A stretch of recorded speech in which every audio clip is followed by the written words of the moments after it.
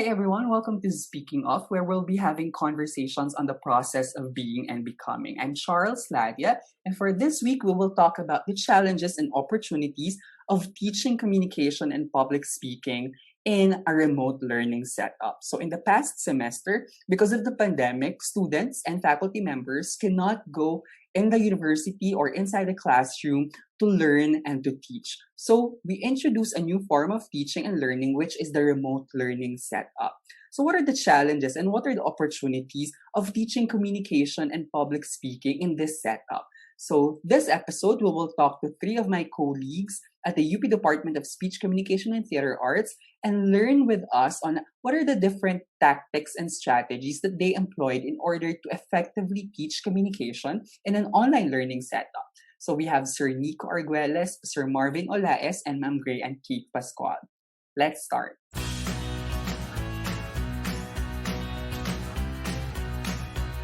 Welcome to Speaking Of, and thank you so much for being here with us this afternoon. So first, let's ask, what is Speech 30 and what is our goal in teaching Speech 30? Speech 30 was meant to be a springboard for higher or more technical conversations about persuasion and public speaking. Initially, we wanted it to be a simpler version of Speech 136, which is why the original name of the subject was Speech 36. And then eventually, through the process that went through the BOR, we decided to name it Speech 30. Since the original content of our general education class, which was Com3 before, was already being taught in senior high school, we decided that there should be a new GE course in the department, which would allow students to continue their learnings from the last topic of um, the oral com module in senior Yes. high. So may focus na tayo ngayon sa rhetoric, sa persuasion, sa influence, and how do we use public speaking now to accommodate and to accomplish the goals that we have as sources. Si Ma'am Gray, ano nga ba yung mga usual ginagawa ng Speech 30 class before the pandemic? Pero for me, it's very interactive sa classes. So, sobrang mahalaga na may interaction, may communication talaga na ongoing sa loob ng klase na very immediate yung feedback, ganyan, and very openly nakakapag-share, nakakapag-disclose yung mga students. So, before the pandemic, sobrang crucial for me na lahat ay actively participating sa class, proactive sa mga bagay-bagay, and yung ramdam mo yung presence ng parang may community sa loob ng classroom. Right. Sabi nga nila magulo at maingay lagi ang mga Speech Oo. 30 classes. How about you, Sir Marvin? What are you expecting or what are the requirements that you're asking your Speech 30 students to submit before the pandemic?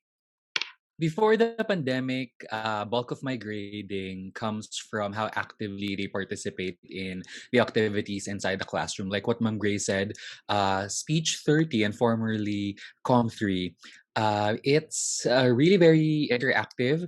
A lot of times it's task-based and project-based, where students are expected to practice and hone the four 21st century communication skills, which are communication, collaboration, critical thinking, and creative thinking. So the four are integral parts of every Speech 30 classroom. We all know that communication is deeply ingrained in our lives. So it's very important that we practice it and not just read or listen about it. So dapat meron talaga siyang hands-on component because that's how they learn.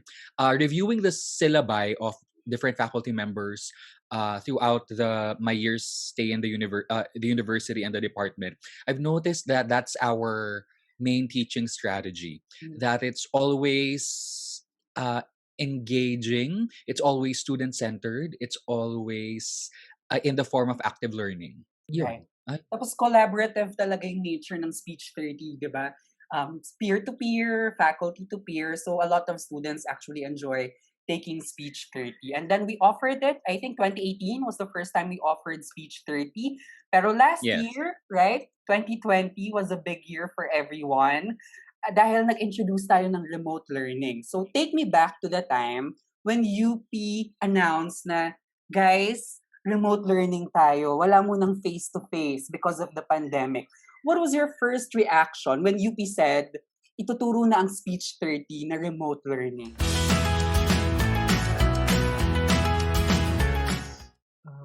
Yung una inisip ko is, paano yung mga speeches? Paano natin True. siya gagawin? Kasi malaking part yung interaction with the audience, di ba? Dun Right. sa speech na gagawin nila. And I think for quite a while, yun yung question ko. Up until yung right before the semester started, parang na ano pa rin ako eh.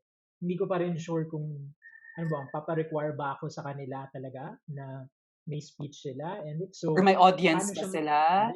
Oo, kung will they be speaking in front of siguro household members, or are they gonna do it via synchronous meeting with their classmates? Yun yung mga questions ko at the beginning. Ma'am Gray? Same with Sir Nico noon. Question ko, is it even possible? Kasi very performance-based, ganyan. And then, kailangan talaga yung immediate feedback. Kailangan may ka-interact ka dun sa classes. So, parang ang hirap na, paano nga ba gagawing remote learning? Tapos, nabigyan pa nga tayo actually tawag dito, ng challenge na what if limited yung resources ng ating mga Yes. students, kung paano kung hindi natin sila ma-reach, kung paano kung purely modular, so paano na yung mangyayari, paano magkakaroon ng knowledge transfer, ganyan, paano natin mag-guide, paano sila makakapag-consult. So, sobrang dami, ang daming aspeto ng classes na parang paano siya magiging posible. Very challenging siya. Ang ganda nung pinaalala ni Ma'am Gray yung modular, no? Paano nga ba siya pag completely modular? Tapos, di ba, public speaking, it also involves a lot of communication theories, applications of communication. How are you going to teach these people to deliver public speeches in front of a camera? Di ba? Nag-evolve din yung requirements of the Correct. Speech 30 class. Kung Sir merong Marvin? camera to begin with. Yes. Exactly. Yes. Diba? Right? Andun Sir na nga. Marvin, ikaw, so what was your experience, lalo na you were very hands-on sa preparation ng lahat ng modules and lahat ng requirements natin for Speech 30? Ang pinaka-tumatak sa akin nung bago yung first semester, which is our first semester on remote learning, ang pinaka-tumatak sa akin is yung sinabi ng admin, I'm sure to lift the spirits of the faculty members in this new era.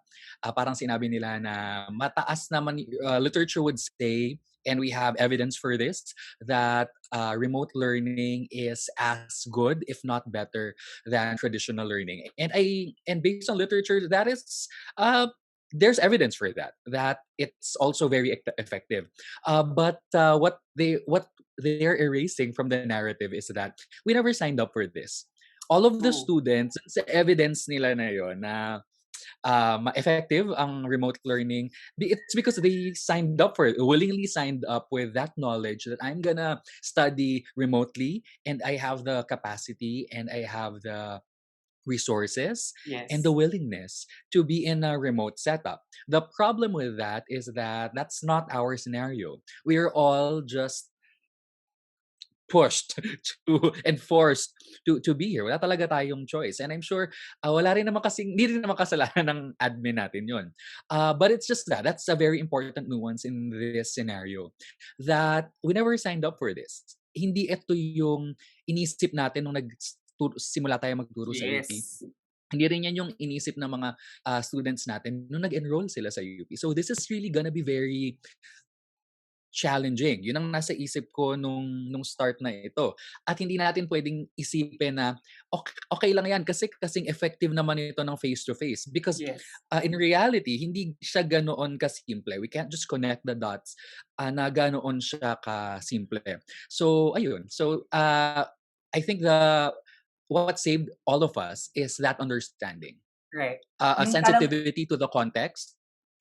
And we're quite fast naman to adapt to all of this, all of these challenges. To be fair with a lot of us, but of course we also have to realize that not all faculty members and not all students can quickly adapt to these changes, diba? Not just in the University of the Philippines, but the universities around the world, right? At ang ganda nung sinabi ni Sir Marvin na we did not choose this kind of setup. diba? It's because of the pandemic. It's because we have to teach in this kind of Yes. setup. Yes, Gray? Siguro dagdag lang din, no, siguro yung added challenge pa is that we offer the course sa mga freshmen din, no, yung bagong Yes. students ng UP. Yes. Wala pang experience ng kung paano ba nag-work sa UP, ganyan. So parang mas mahirap pa lalo i-bridge yung gap. Tapos dahil nga remote learning siya, iba't iba talaga yung circumstances ng mga students natin. Meron may mga access, may mga resources, meron yung mahina naman Yes. talaga yung signal, etc. So sobrang yun yung mahirap kasi Right. sa iisang context. Right.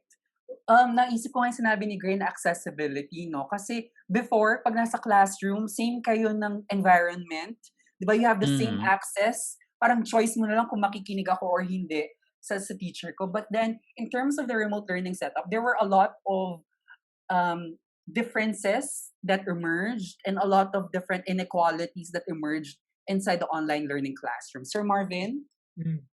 Dagdag ko rin lang dun sa challenge na hinarap natin sa public speaking specifically, and I think in the department as a whole, is that one of the uh, central features of our discipline, both speech and theater, is the liveness of it. And Yes. nagbabago na rin naman ng definitions na yan throughout the years. Hindi lang naman tayo nakakulong doon sa label na yon. But I believe that it's still one of the things that make that distinguish our discipline compared to others. For example, in the communication discipline, ang naiiba tayo kasi ang mga tinuturo natin nakafocus sa yung aliveness aspect, Yes. interpersonal, group, even public speaking as compared to mass communication na merong medium. Although of course Yes.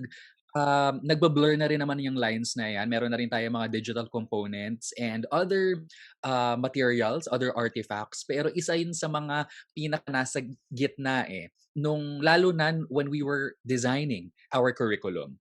Lahat ng topics, lahat ng ating mga activities, kasama palagi yung liveness na yon ng mga taong involved in the process. So, yun ang una na parang paano natin True. dadalhin yan sa remote True. learning. Tama si Sir Marvin, lalo na speech communication is all about talaga face-to-face interaction. So yung idea ng face-to-face is something that we problematized in the last few months that we are teaching it in remote learning. So one of the few articles that I've read before the start of the semester was that teaching public speaking online, it's not a revision of the course. It's not a revision of the syllabus. It's technically designing a new program, which is Yes. public speaking. So how did you redesign Speech 30 to respond to the pandemic, to respond to the remote learning setup? One of the, i-echo ko lang yung sinabi nila, Kuya Marvin and ni Gray, one of the biggest challenges would be the balance between interaction among students and yung kanilang freedom to work at their own pace. Because it's very difficult. It's gonna be very difficult, let's say, yung isa sa mga pinag-iisipin ko is mag-group work ba sila or mag-prepare work ba sila. But then again, there are a number of students in my classes that do not have great access to internet. I can think of, top of mind, I can think of 2 students who need to go to a certain place in their barangay dahil doon lang merong doon lang may signal. So, isang malaking challenge yun. Yes. Ang naging solution ko lang doon is to allow students to submit their requirements whenever they can. Hindi ako naglagay ng talagang hard deadlines per week na kailangan nila mag-submit ng kanilang mga assessments. Ginawa ko, yung pinaka-deadline lang talaga nila would be at the end of the semester, which also produces lots of problems because a lot of students also just submitted at the end, which caused But that also great reflects stress. I'm the sure situation of the student, Yeah. diba? Yes. It really reflects yung and may mga students na nagme-message talaga sa akin na, "Sir, pasensya na po, hindi po ako makapag-send this week. Papaalala ko na lang sa kanila na okay lang 'yan kasi sa dulo pa naman talaga yung deadline natin." So, yun yung naging solution ko. And pagdating dun sa sa spoken parts dapat, yung mga speeches ganyan. Ang ginawa ko sa klase ko is yung written part ng speech, written version ng speech, yun yung required na mag-submit sila sa akin. And then if they want to submit a video of them doing the speech, so I can give comments on their performance, ganyan, yung mga nonverbals nila, language, they're free to do so, and then I will give them comments based on that. Pero hindi ko nagawang mag-require ng talagang speech, live or video ng speech nila. What I did was I had to redefine what audience and platform, what an audience is and what a platform is. These are integral parts of public speaking, the audience and the platform of the speaker. So kung dati, doon sa dati nating Speech 30, it's the live audience, immediate audience, doon mismo sa classroom, and the platform would be the front of the stage or the performance the front part of the classroom or the performance area or microphone kung meron man, and the main instrument, which is the body of the speaker. This time we had to redefine that, and we have to extend it and contextualize it to a remote learning setup. What does that mean? So medyo mahirap na reframing ito kasi nga pag sinabi nating public speaking, una nating iisipin, stage audience as in kaharap mo sila. So, and I think that does something to this, the knowledge of that, yung definition ng audience and platform, has a big role in the speaker's psyche. Kung paano niya sasabihin ng message niya, kung paano siya gagalaw, how the person would conduct themselves. So, yun ang pinakauna kong, na medyo, aminado ako, nahirapan ako kasi ang tagal na nating tinuturo to na automatic na yan eh. Public speaking, eto na siya. Eto yung setup. You'd imagine it on the spot. So that redefinition involved a lot of reading of what is the audience in the digital landscape. Nasaan sila, ang audience na ito? Nasaan naabot ang message ko? Paano umaabot ang message doon? At paano ba nare-receive yung message kung ang audience ko ay remote din at virtually connected din lang? Kasi di ba dati, parte rin ng pagiging audience yung may mga katabi ka eh.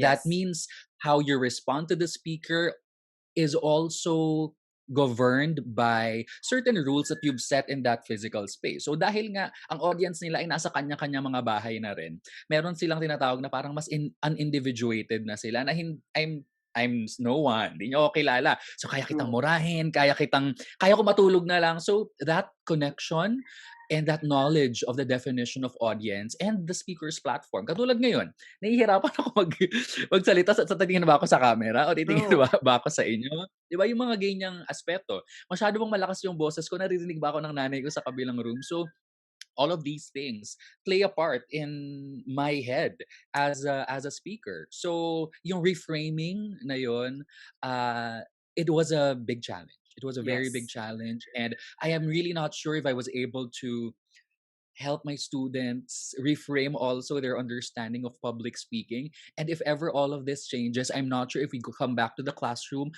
if they'd be able to transfer that learning into a different setup, different from a Zoom setup. Ayun po.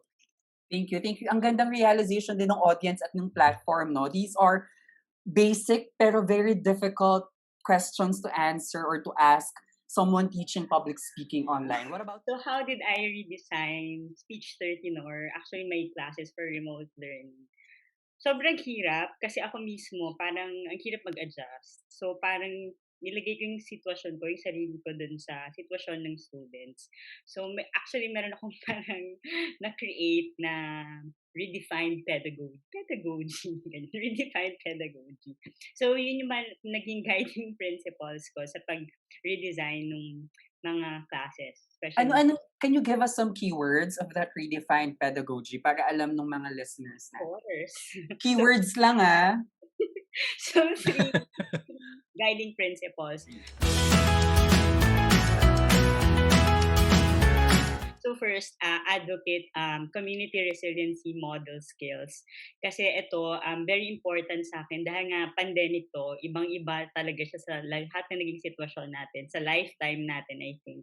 So very important sa akin kung paano tayo makakapag-adjust, paano tayo magiging resilient sa panahon ng pandemic, at kung paano yung well-being ng both nung teacher, ako mismo, at yung student. So yun yung first and foremost, yun yung lagi kong hina-highlight, yung importance ng mental health ng ng wellness ng bawat isa. So, I see to it na yung mga modules, yung mga synchronous optional na classes, ganyan, yung mga lessons, lagi naka-highlight doon yung importance nun. Second is yung to simplify life. So, kung dati parang kailangan may live speech, di ba? Kailangan mas immediate yung feedback, kailangan mas madami yung class interaction, ganyan, yung collaboration. So, nagkaroon ako ng pag-a-adjust in terms of yung minimum expectation. Yung simplihan lang natin, di ba? Na kasi dahil nga ganito yung sitwasyon, mahirap na pakomplikaduhin pa natin, no, na mag-aim tayo ng mas madami pa or ng mas mabigat pa or ng mas malalim pa. So, yun, yung minimum expectation, minimum requirement, and then I also encourage yung rawness or yung presence ng noise in all forms, di ba? So, kung kunyari, pag nagsisynchronous classes, or kunyari sa mga output nila, di ba? Video man yan or audio recorded man yan. Kung may ingay man, may tumitilaok na manok, may sumisigaw na kapitbahay, may aso na tumatahol, that's totally fine with me. Welcome silang lahat sa klase. Oo, diba? Yung mga ganun, parang hindi sila mag-alangan kasi lahat nga nag-a-adjust. So, yun, to simplify life lang. So, kung ano lang yung kayang ibigay dun sa given moment, sa given context, okay lang yun. And then yung third is to humanize learning. So, we tried to empower everyone to maximize yung unique context and yung resources na meron sila. So, kasi 'di ba, parang kung dati kasi sa iisang classroom, posibleng pare-pareho tayo ng access, pareho-pareho tayo ng understanding kung ano nga ba yung communication and persuasion given yung context natin, 'di ba? Meron tayong concrete na isa lang na example. Dito parang mas kailangan ma-humanize yung learning doon sa mismong context nila. So, for example, yung communication sa context na to, for example, tayo meron tayong enough na resources sa internet, sa ganitong digital platform. Pero posibleng sa isang student na walang access sa internet or sa mga gadget, ay iba yung meaning ng communication or ng persuasion. So, yun, ini-encourage ko. And then, kung ano man yung available na resources sa kanila, so for example, persuade these people, paano ba nagkakaroon ng persuasion doon sa current context ninyo, di ba? So, for example, yung just the usual conversation sa harap na or sa kapagkainan, ganyan. So, ini-encourage natin yun. And, of course, yung importance ng compassion all throughout the semester. So, I think... So, Ma'am Gray, you will also bring all of these key statements or supporting statements to next semester as well. Of course, yes. Okay. So, napakinggan ko yung mga inputs nyo on the redesigning speech 30 syllabus. And one of the things that I realized is that grabe din yung pag-build ng trust natin sa mga students at yung trust ng students sa atin. 'Di ba? Kasi natatandaan nyo, ang prank before sa UP is papasok daw yung faculty member, tapos nakapambahay lang siya, tapos siya pala yung professor. Ngayon, di ba, pag online learning, hindi mo alam kung siya ba talaga yung professor or nakiupo lang siya in front of the screen, in front of the Zoom. So, andun pa rin yung idea na prank ba siya o totoo ba siya? At yung trust pala ay very difficult, lalo na you're trusting the students that they are listening as well, kahit na mga mukha lang nila because we don't usually ask them to turn their videos on kapag online meetings. But let's focus now on a bit more positive aspect of the pandemic and the online learning. What do you think are the opportunities that remote learning setup gave you as instructors? Nandun ba sa trust yung isip ko kasi maganda yung maganda yung trust, no? Sige, go, pwede mo rin naman i-expound pa. So I think one of the opportunities is for us to look at yung the things na nandoon na dati sa classroom natin at kung paano natin sila pwede magamit ngayon. Balikan natin yung sinabi mo kanina tungkol sa trust. Naalala ko lang si Dr. Bulan, sinabi niya before, yung leading with the speed of trust. And that is very important. One of the forecasts for the future ng mga futurists ay yung a different form of trust. Not only inside the classroom but everywhere. I mean, digital banking. Yes. The amount of trust bago talaga ako mag-GCash, kung hindi nag-pandemic, hindi ako matututo ng lahat ng 'yan. And I think it's just that. It's just really trusting it na nata-transfer yung pera, na pag nilagay mo yung number niya lang, makakapag-send ka na talaga. So it's really a different form of trust, and I think one of the opportunities is to look at the tools that we had pre-pandemic and see what we can recalibrate, what we can reuse and upcycle for this transitionary period during the Right. pandemic and how we can use it to our advantage. Kunyari dun sa trust na yun, inside the classroom, one of the aspects of the classroom talaga na very much related to trust is assessment. Kahapon may nakita ako sa tweet na parang meron silang exam and everybody, listen to this, sobrang tindi nito. Bago sila mag-exam, so for example, today exam nila, they had to log in 1 hour before. Why? Because the teacher would one by one check the student's room. Kung may ibang tao, titignan daw yung ceiling, yung floor, yung table, even the pockets of the Grabe. students. Bawal nang naka-watch, bawal na and you'd spend 1 hour. That's 1 hour of your life frisking. Frisking tawag doon, di ba? Yung parang nagkakapa. Students, virtually. And naisip ko that's 1 hour of precious time na sana nagpahinga ka or nag-relax ka. And even the Yes. students, parang ang hirap. So it's really redefining assessments.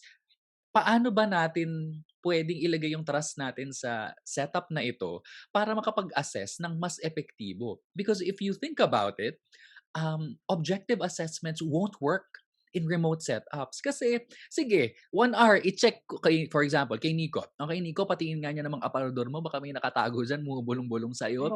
Patingin ng floor, baka may, di ba? Yes. Ang tindi. Tapos lilipat na ako kay Charles. So, habang nasa iyo ko, Charles, pwede na siyang kumuha ng kodigo niya. Ilabas niya yung libro niya dito. Nakapatong sa laptop ko, libro. Mga libro to. Thesis ko, mga libro. Pero hindi nyo alam. Kasi, hindi nyo naman nakikita. Ito lang nakikita nyo. So, what does that say about the setup? And how can we use that in assessments? So, siguro yun na isa sa mga opportunities that there are certain things in our past that are not working anymore.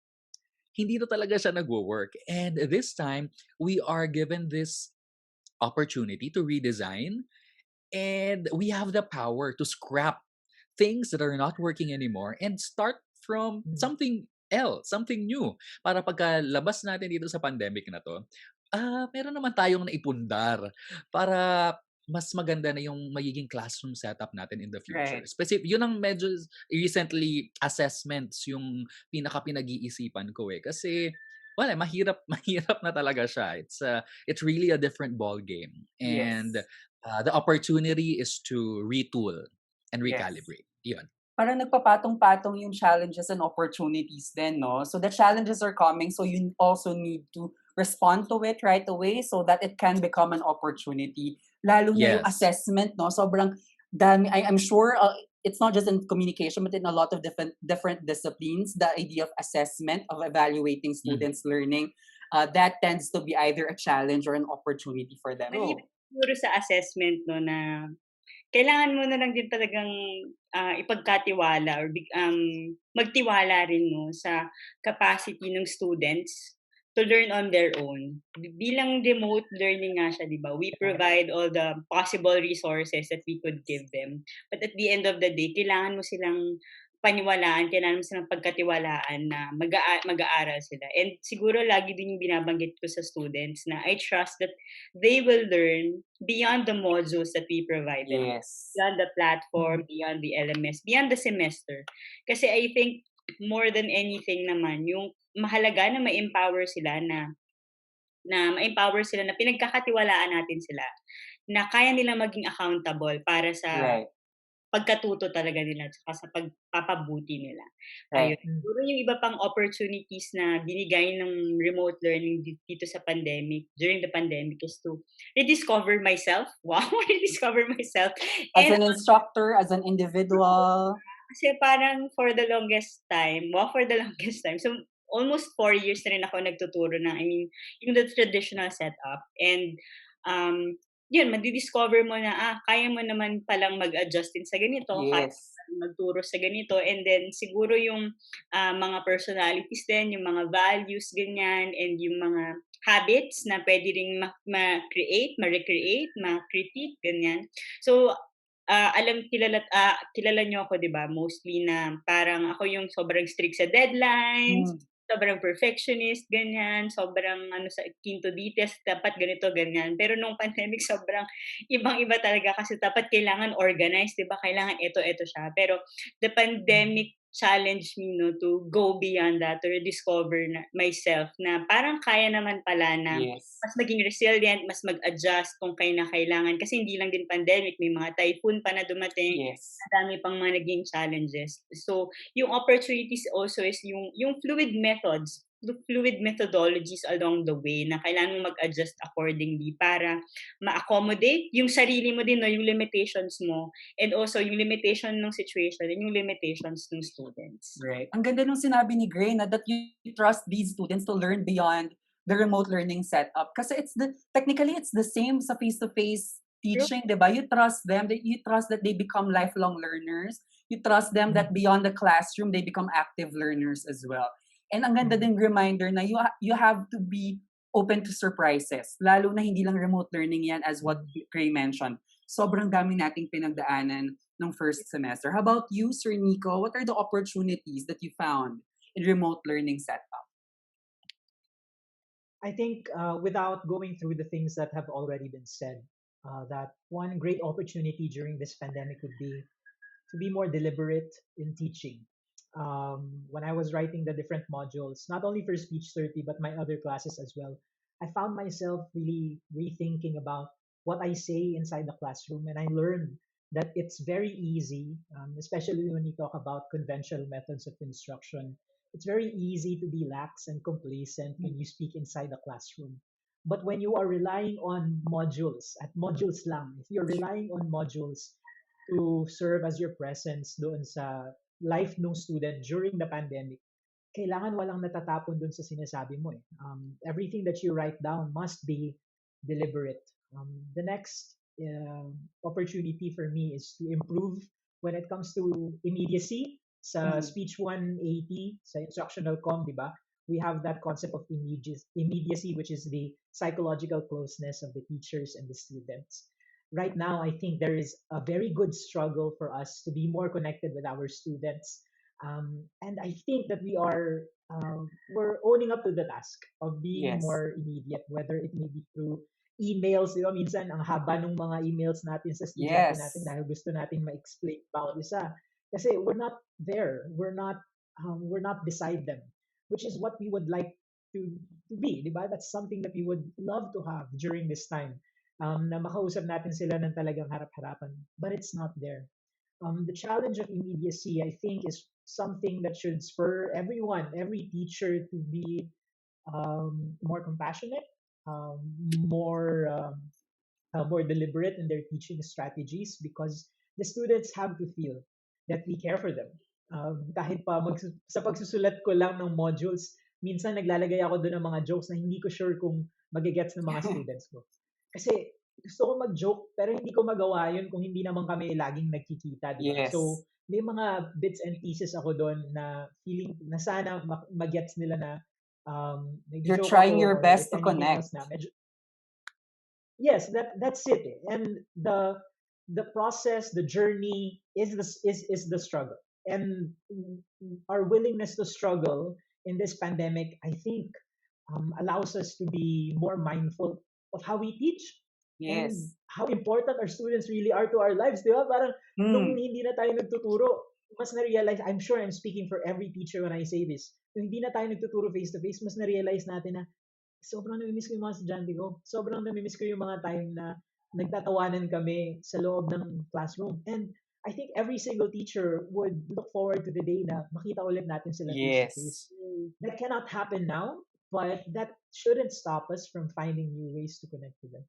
Yes. Ang ganda ng mga sinabi niyong opportunities, and it's good to see that in spite of the challenges, right, despite the challenges that we are facing, we see parang the silver lining, the opportunities to bring with us, improve our classes for next semester. So for the last part of our discussion in this episode, ito one statement lang, a one-sentence statement lang, and let's see your advice and your lessons in terms of remote learning. So the first one is, if there is one lesson that you learned in teaching communication online that you will bring next semester, what would that lesson be? I think it's communicate compassion. Naunahan ako. Okay. Ano ba yan? Ako siguro, sometimes we forget that you have to be gentle to your students, but also be gentle to yourself. Diba? Ang daming opportunities that we also need to be good to ourselves, or else, hindi tayo magiging mas mabuti sa mga estudyante natin. Sir Nico? For me, I think yung dadalin kong lesson or yung mindset ko is to just keep trying. Because we make lots of mistakes. I know I Yes. did during the first semester. Yes. But I don't want to stop trying. Yes. Because at the end of the day, para sa atin to and para sa students natin to. Thank you, Sir Nico. Sir Marvin? Siguro ang natutunan ko ngayong pandemic na madadala ko sa classroom next pagkatapos nito ay choose your battles. Yan. Siguro yan. Ayoko na i-explain. Choose your battles. Okay. If there's one advice that you would give a teacher in a remote learning setup, what would that be? You don't have to get it right the first time. For me, simple lang. Breathe. Yun lang. Sir Marvin? It's okay to ask for help. Okay. And final question for our podcast is, what is one advice that you would give to students who are studying remotely? Tama si Ma'am Gray kanina, no? While you were thinking, parang the freshies, ibang-iba sa kanila to kasi they're expecting that they're walking around the Acad Oval, taking a photo with the oblation, or being in the main library. Pero nasa bahay ka lang studying. So what is one advice that you would like to give a student who is studying remotely?